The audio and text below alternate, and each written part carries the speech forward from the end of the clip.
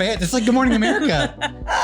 There's like a window where the kids from ACB are playing. And That's pretty awesome. that's sweet. Okay. So we're on set today, and that is amazing that all of these kids are out on the playground and they're coming up to the windows like we really are on Good like a Morning show. America. Yeah. And they're just up against the glass looking at us. Yeah, they've moved on now though. They know that we are boring. We don't have any big tricks, but it's adorable. Yeah. It's gonna make pretty. No, I'm excited. So here we are today, conference. Yes. It's going to be loud. It's going to be wild. Let's see how it goes. All right. Hello, and welcome to the Almost Amazing podcast from the CityRise Network. Hosted by Jennifer Dennis and produced by me, Justin Kello, we're a podcast that was supposed to be focused on parenting, but we've kind of lost the plot along the way. Honestly, we don't know what this podcast is about, but we talk to incredible people who love Jesus, and our hope is to provide encouragement and fun whenever possible. If our lack of clear direction bothers you, we apologize, but no one is making you listen to this podcast, unless you're married to Jennifer. Andy, thanks for listening. Hey, everybody, and welcome to the Almost Amazing podcast. We are on location today, and you know how much we love that. We've got this whole setup in here to be able to talk to some of the leaders that are here at the CityRise Network Conference today. Yeah. Mm-hmm. And the title is The Greatest. We're talking about the greatest of all time. Jesus. And we know that. You know that. Yep. And so some of the discussion around is about that. But I do enjoy, there's always a great conversation about the greatest in almost every field. There are a few people that allow you to really just sit around and discuss who do you think is the greatest when it comes to basketball. Mm-hmm. Is it Michael Jordan or is it LeBron James? And I do not care. So I literally don't. We care don't have about to spend basketball. time with that right now, No. but the conference is talking about the greatest. Yeah, so we're going to be grabbing some people as they come out. Jennifer's already distracted. She cannot focus. So Jennifer, if you want to go find somebody. You know what? I'm going to step up and go find someone now who will just stop in real quick. Yep. And on the fly, be on the see how show. this goes. Yeah, Let's people go. love that. They do. I have acquired our first interview. Welcome to the conference. Just want to stop in and ask you a few things about, we know that we have a lot of ministry leaders here. What ministry are you, what ministry do you work with? And tell us a little bit about it. Yeah, I'm privileged to be the executive director of a ministry called Eyes on Me. Eyes on Me has a mission statement that we mentor, disciple, and serve at-risk youth and their families. And we execute on that mission strategically by going into some of the toughest, darkest, poverty-stricken communities around Houston, establishing mission houses, equipping those mission houses with missionaries. We call them backyard missionaries. And then we serve the people of the community through sharing the gospel, providing mentorship programs, which also include life skill and trade skill programs, discipling people into a relationship with Jesus and what it means to be a believer, and then help them gather to be part of the organic body of Christ. What do you see now? I think that could be like right now where we are with the economy being in a really difficult place. People are having a hard time making ends meet. On top of that is the just psychological wear and tear of what these kids have been through over the last few years. So I feel like the need is now greater than we've ever seen it. Have you guys seen or had some stories that have been really hopeful with your ministry? Absolutely. You know, the absence of light in some of these communities where the darkness has come in has been there for years. You see that just creating a sense of hopelessness for people, but especially kids growing up in these communities. And so for us to come in and provide the love of Jesus, but we show that we share that through sometimes it's a food distribution or a clothing distribution and providing basic resources that'll give people hope that somebody cares about them. That can lead to greater relationship building and greater conversations to help them overcome the sense of hopelessness that we do think has increased since the time of the pandemic. So how did you get involved in this ministry? I was in the corporate world actually in 2015 running, I was a CEO of an oilfield service company, and one day God just called me into service. And I found myself a couple months later in the 5th Ward at the request of a friend to come check out this ministry called Eyes on Me. And when I showed up to the 5th Ward, first time I'd ever been there, a little nervous, I saw this organization, Eyes on Me, teaching the next generation about Jesus right on the streets. And I felt like that was the calling God had placed on my heart. So, man, that's really, I love that you're doing this as such a meaningful ministry. So what were some takeaway thoughts that you had from this morning already in the conference? Well, I think what really resonated with me was the story of the Good Samaritan, because with us, with Eyes on Me being a frontline ministry, we are walking the streets in some of the toughest communities, and you can get overwhelmed with the needs from time to time.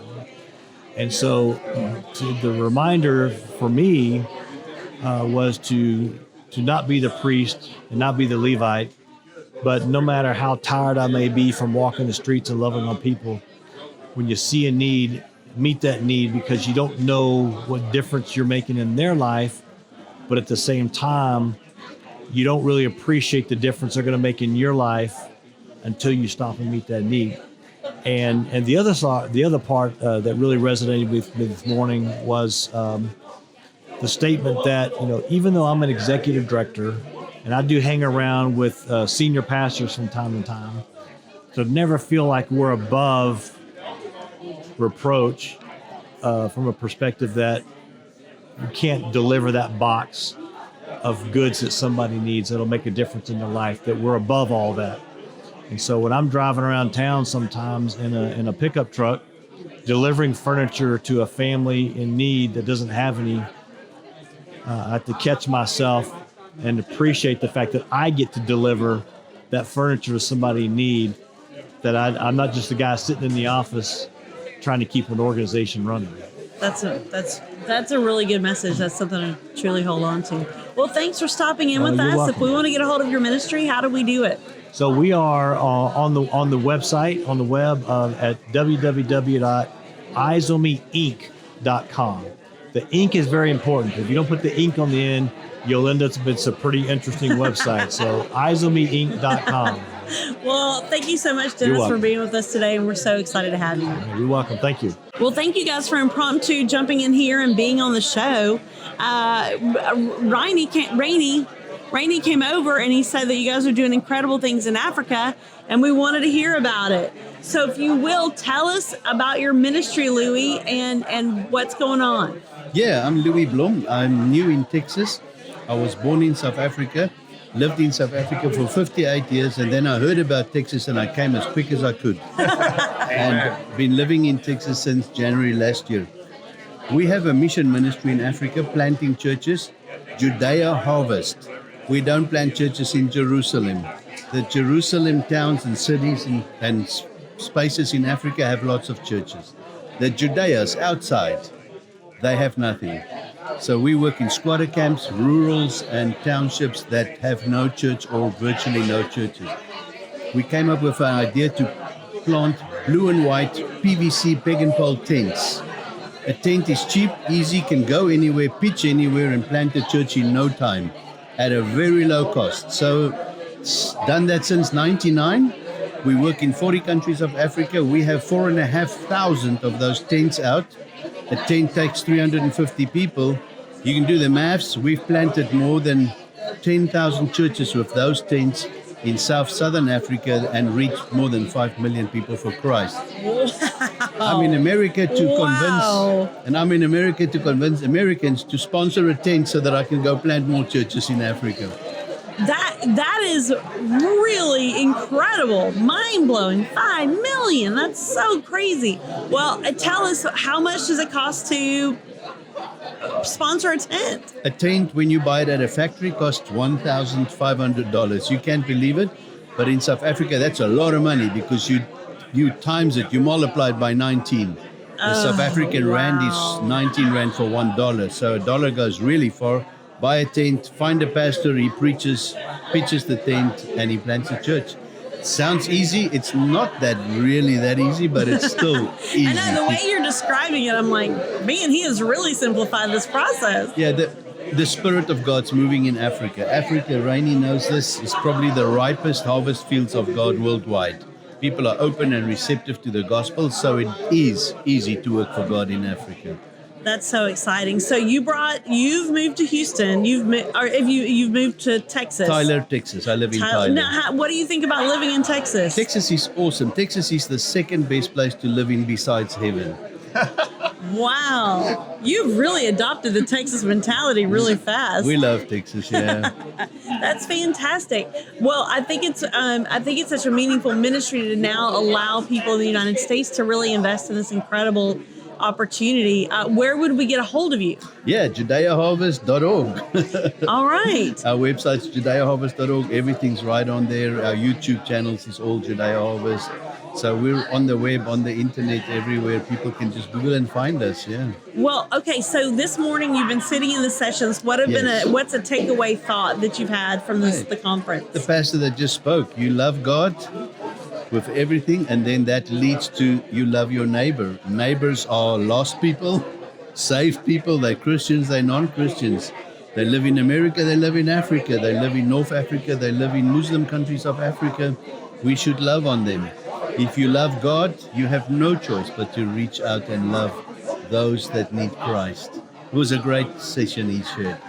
The cross commandments. Wonderful. Wow. Louis, I'm so glad we got to meet you today. What an uplifting message about what you guys are accomplishing in Africa. We're excited to hear more about what God's going to do in your life, and thanks for stopping by. Thank you very much. Great to be with Rainey, my South African friend. Did you guys know each other before today? Yes. Oh, good. I was like, this is really exciting. How did you two meet? So there's a little bit of a backstory, but my mom's cousin was married to a guy way back in the day. Louis started this organization with. There was some collaboration. And so we happened to run into each other last year at a South African men's group that we got 60, 70 guys that get together for a weekend. And we do it in Afrikaans, our native language. And so we ran into each other, and I was like, I know who you are. And so I kind of, the full circle up all the way back when they started, there was some connection and collaboration. So I was just really excited about what they've done. And in Africa, they're a very well-known ministry, but not in the U.S. as much. And I was just like, it's amazing that they're here and want to get the word out of the good work they're doing. So, yeah. Well, thank you. Thank you for stopping in. We hope you continue to enjoy the day, and we're just blessed to hear about your story. Thank you very much. I'm so blessed to be here. All right. So I'm here with Jennifer Cooper from Attack Poverty. Jennifer, wait, your name's not Jennifer, is it? Oh, mine is too. I thought that I'd memorized you as me. Jennifer Cooper, welcome to the Almost Amazing podcast.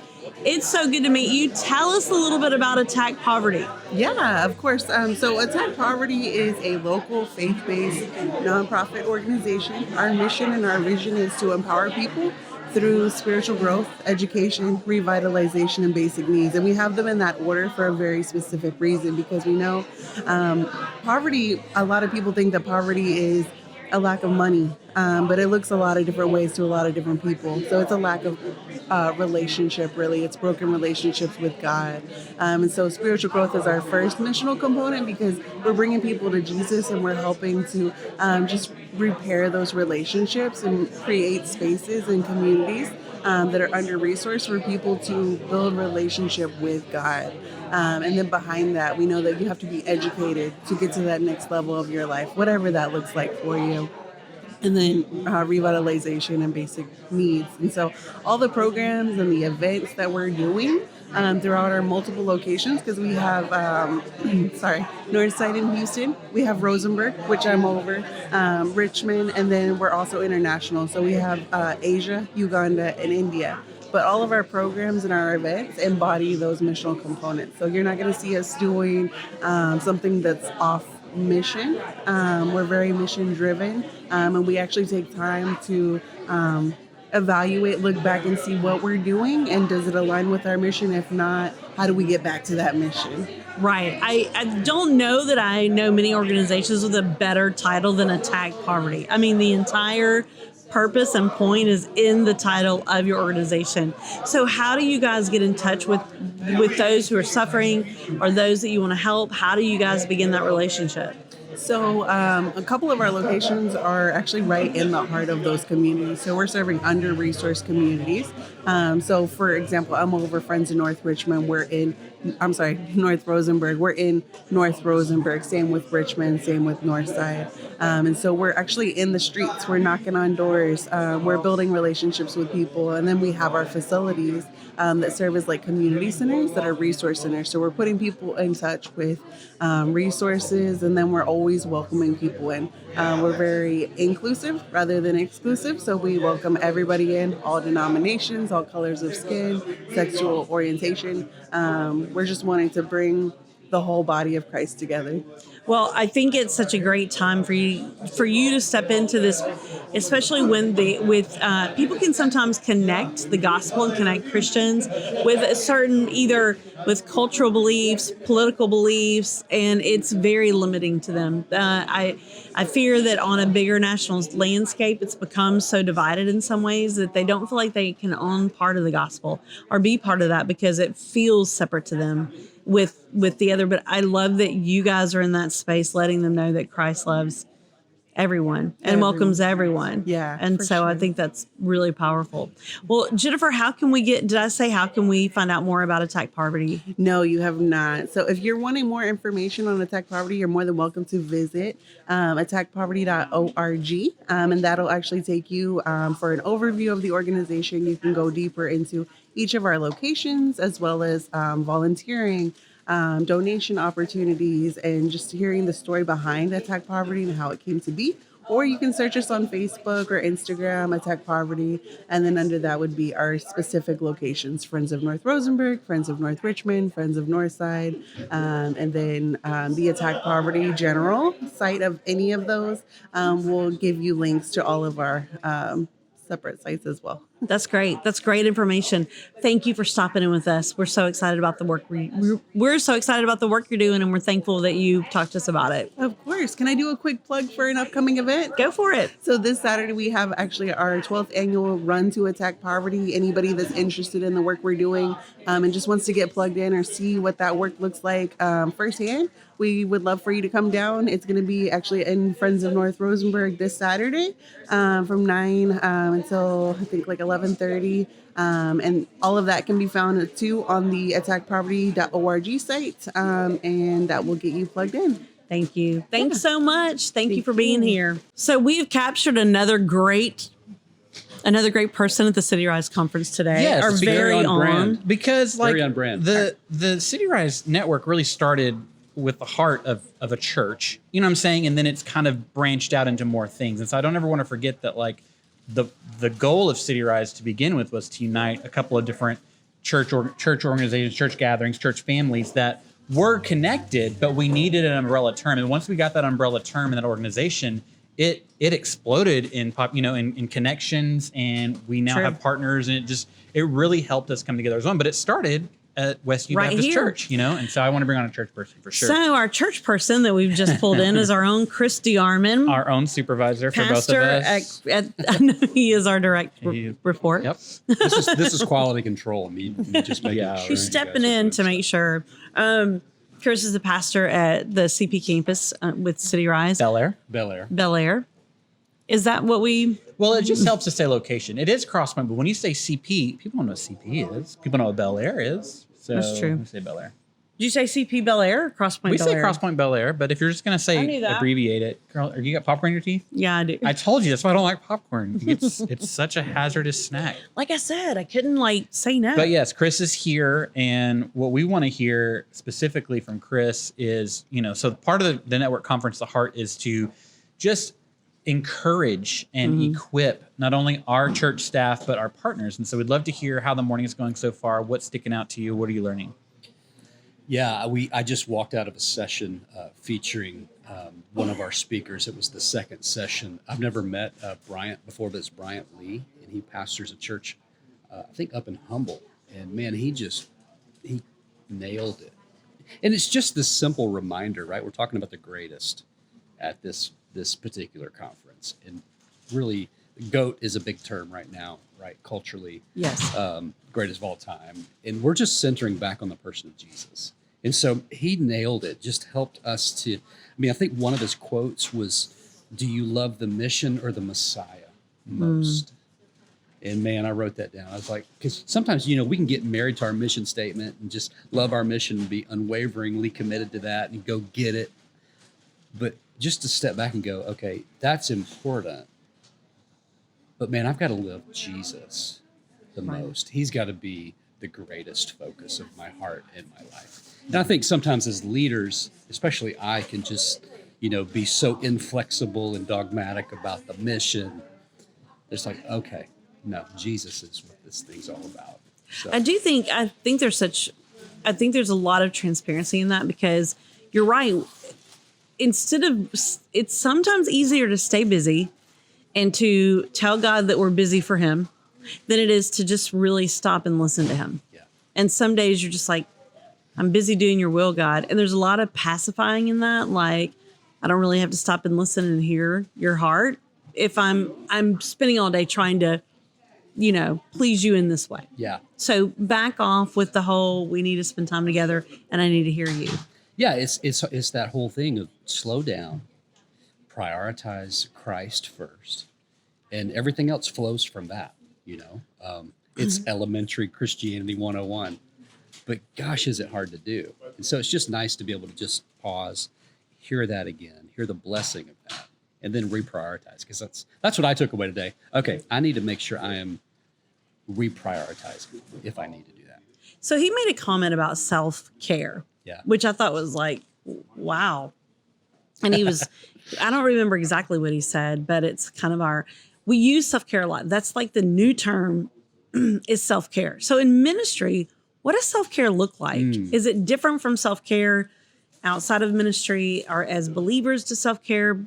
Is it different? What's your perspective? Your perspective? Yeah. I'm a big self-care advocate, without a doubt. And I think his point in there, I think he's right. And there's a balance to it. He was talking about there are times we can use self-care as license for laziness. And I think that's true, without a doubt. But I think as ministry leaders, we have to prioritize Jesus. We have to prioritize even ourselves to make sure that we are doing everything that we can to look at it through the long lens of ministry, right? And in order to do that, we have to take care of ourselves. We have to learn when to say no, to say no, so that we can give ourselves to the right things, to the right yeses. You've heard it said, when you say no to something, you're saying yes to something, and vice versa. When you say yes to something, you're also saying no to something. So you just have to learn yourself and learn your family and learn your rhythm and learn your own hangups and things that trip you up, that keep you too busy, maybe, that doesn't allow for you to put the oxygen mask on, because just like the airplane, right? If you don't put the oxygen mask on yourself, you are incapable to help other people that God wants to bring to you. So take care of yourself spiritually and otherwise, physically, emotionally, and be healthy so that you can have more of an impact in people's lives. And that's a fight. That is a fight. That is a fight, especially in this. I mean, coming back from the pandemic, we were all like, we won't get that busy again. We won't be that crazy again. We're going to stay in this space of prioritizing family and time.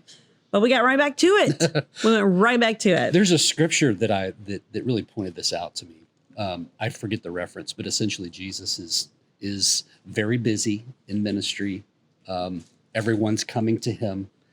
He might have been in a house or just in a public square.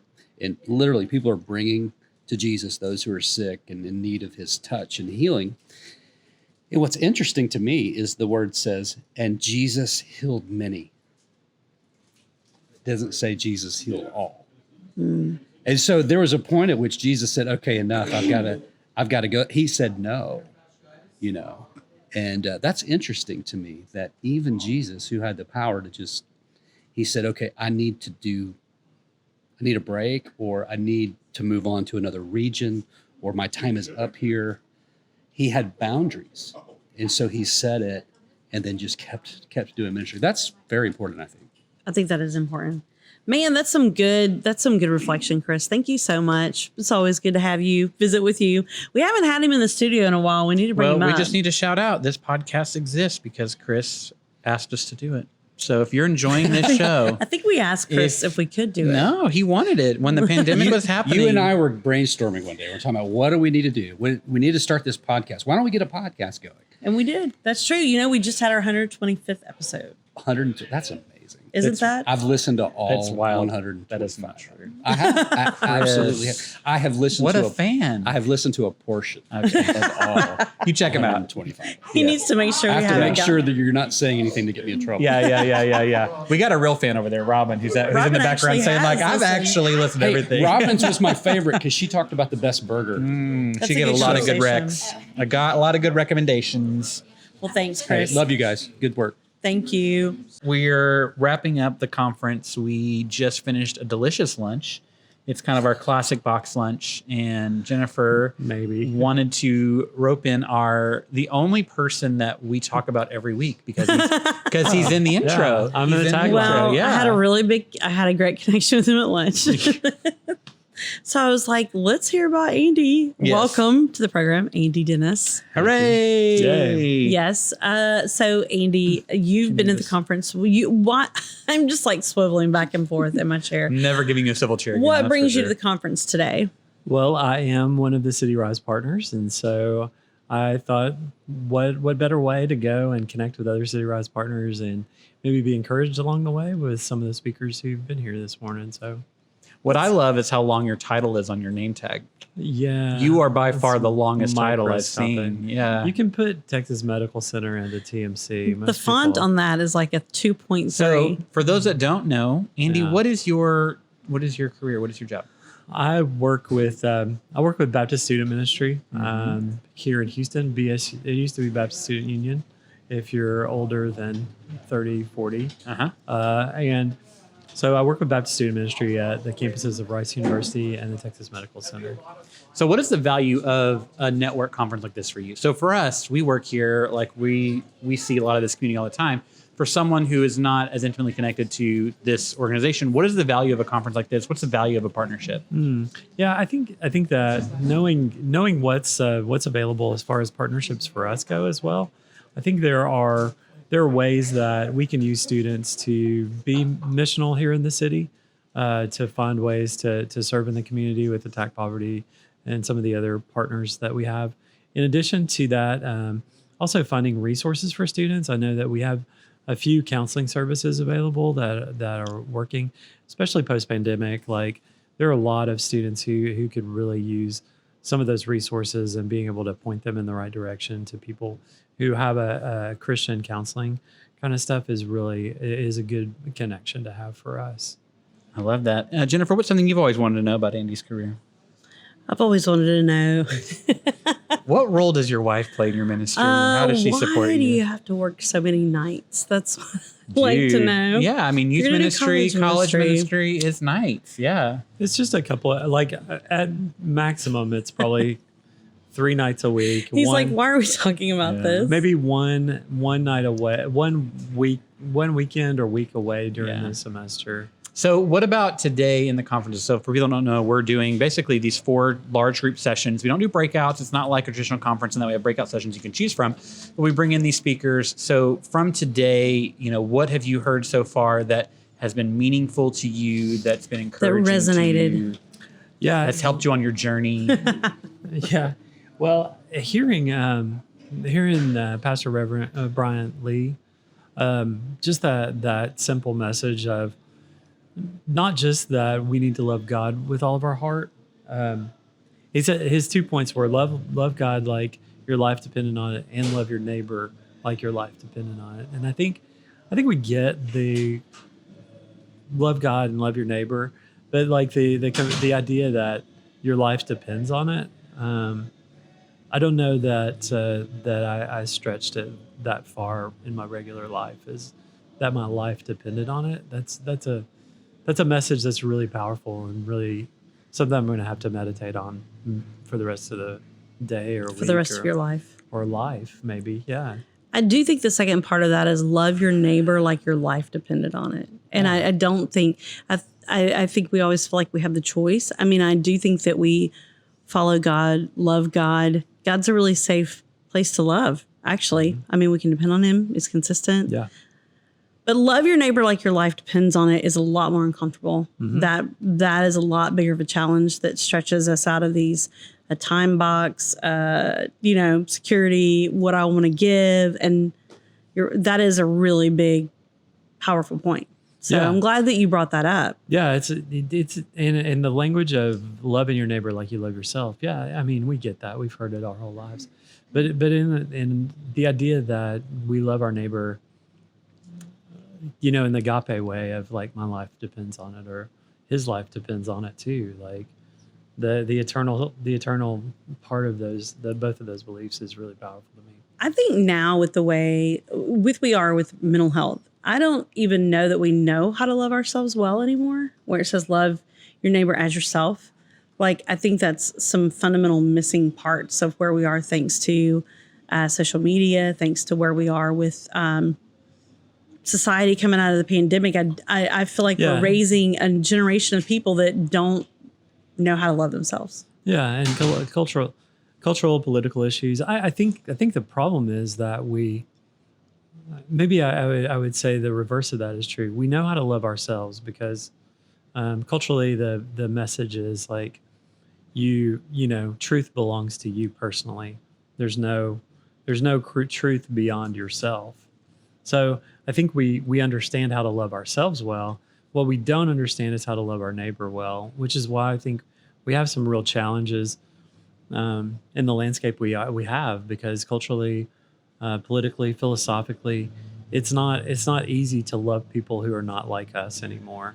Yeah. And if you don't agree, sure. if you don't agree with me on every single point of whatever it is, even from a theological perspective, from a Christian perspective, it's becoming more and more difficult to interact or engage or even love those who don't agree with me theologically too. And I think this idea goes way beyond that of loving my neighbor like my life depended on it. Like that goes beyond just me and my comfort levels and the things that I care about. Yeah, I think what y'all are articulating, you're articulating different sides of this issue. You're saying it's hard for some people to love themselves. You're saying it's hard for some people to love other people. Like, everyone has a different struggle area. You know what I'm saying? So there are going to be people that, when you say love your neighbors yourself, that's not very powerful because, like, I don't love myself that much. Like, that doesn't motivate me at all. You know what I'm saying? Right. But on the other side, there's some people that love themselves too much and they have trouble thinking outside of themselves. And it's all about their perspective and all about their truth. And so the bottom line is human nature works in opposition to loving selflessly. Like, just in general, it doesn't matter what your area of struggle is. Our human and sinful nature works against this idea of loving in a meaningful and true way. And it's something that we're constantly going to have to be overcoming and be reminded about. Like you're saying, that was a great reminder. Love your neighbors yourself, but every once in a while, God has to kind of slap us in the face with this truth again of like, no, are you loving like your life depends on it? Or are you loving yourself in a way that is honoring? Like, we all need to be reminded, because it's so opposite of what we're wired to do through sin nature, that it's a constant struggle. Yeah. Well, what's going on with you in college ministry today? Later days? today, are you going to go can you pick up the groceries? Or What? Olivia needed a ride. So Olivia and I, just a personal you want to work that note, out now? For whatever reason, Olivia and I we have an apple problem. We cannot stop eating apples. And so Andy is so over it.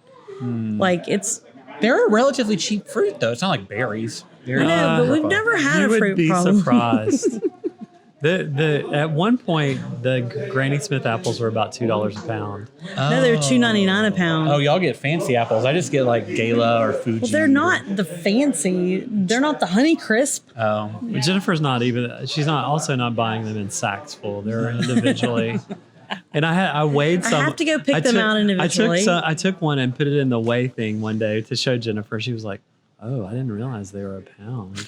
I was like, "Yeah, they're $3 a pound. This is what you're doing to our food budget every week." So that's what's going on with Andy in college ministry. No. Well, you brought up apple problems. I know. I don't know why. I don't know how I don't know how I got that in the podcast, but I did. Yeah, way to go. What's going on with you in college ministry? We've seen a lot of recently. I've seen a lot of people who are just who've somehow found me that are wanting resources to start their own Bible studies and to reach certain pockets of our campus. you had the chance to sit with one of my students. Jose. He's an MBA student who had a desire, felt an urge to start a Bible study among MBA students, and it grew over 3 weeks. It grew from like 7 to 17 people, including a couple of Hindus who come, and so like for him, it's learning to live into that, and I'm connecting him with some CEOs that I know to help that group like even further to that message of, what does it mean to gain the whole world and lose your soul? Because these guys are going to be successful. Like they're going to rise for a master's in business. Like they're going to be really successful. But to hear it from a person who's walked through it and said, you can gain the whole world and lose your soul. Like you need to be able to be connected to Christ is powerful.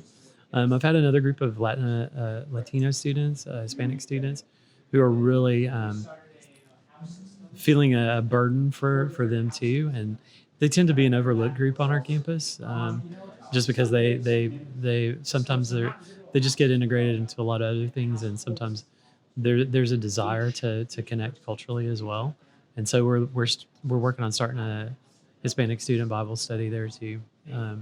So yeah, just lots of interesting connections that I've had recently of new groups that are desiring to be together.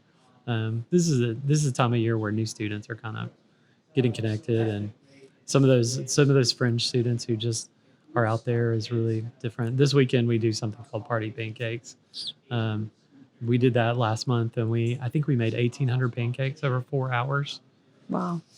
And had at least between 40 and 50 spiritual conversations that night, like deep spiritual conversations over a plate of pancakes. It was really powerful. People who came to party, to drink, and to dance were having conversations about what it means to be a Christian that night. So we're looking forward to doing that again this weekend.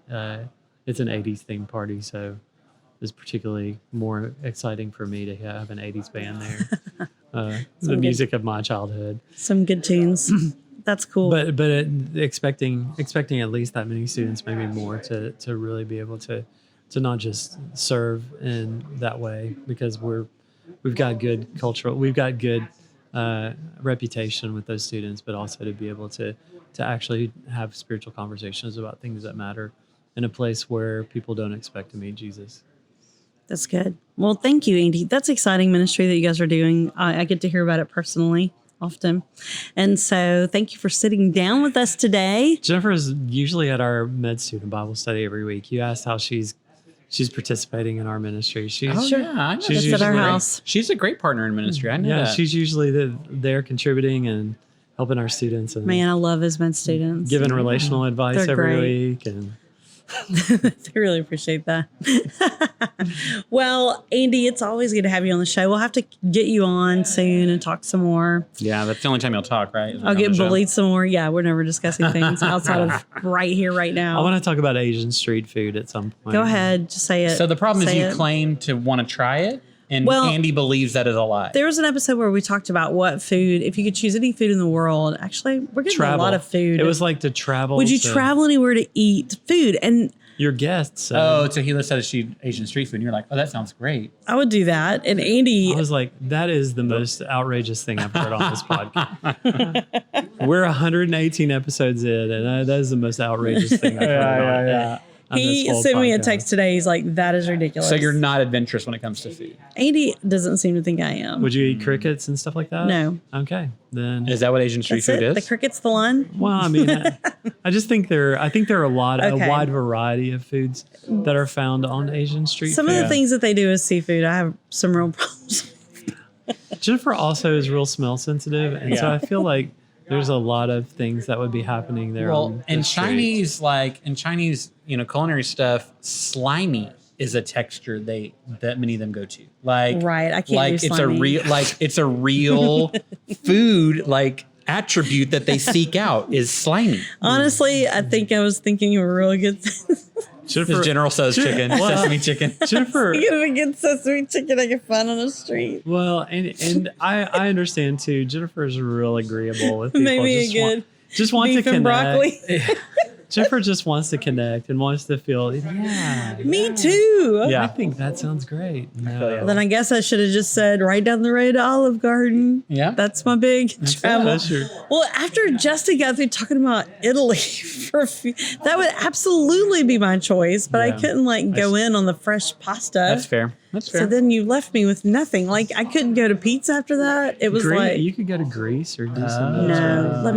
Let me say, that is all I do around here is South go to America? these Mediterranean restaurants. What about South America? Like, there's some No. great places there. I'm not sure about what they eat there.